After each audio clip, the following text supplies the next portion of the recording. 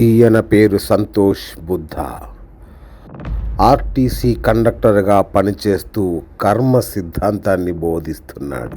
తన తోటి వారిలోని దుఃఖాన్ని పోగొడుతున్నాడు. నేటి నీ దుస్థితికి కారణం గత జన్మ కర్మలు అని తెలుసుకుంటే ఇక అంతా ఆనందమే కదా అంటున్నాడు.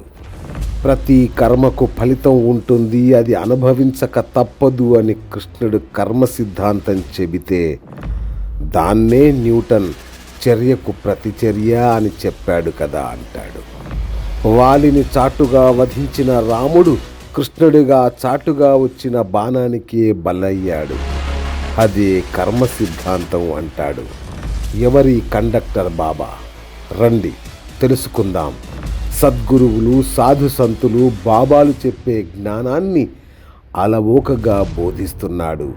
జీవిత సత్యాల్ని అనర్గళంగా నేర్పిస్తున్నాడు. రండి మనం కూడా నేర్చుకుందాం.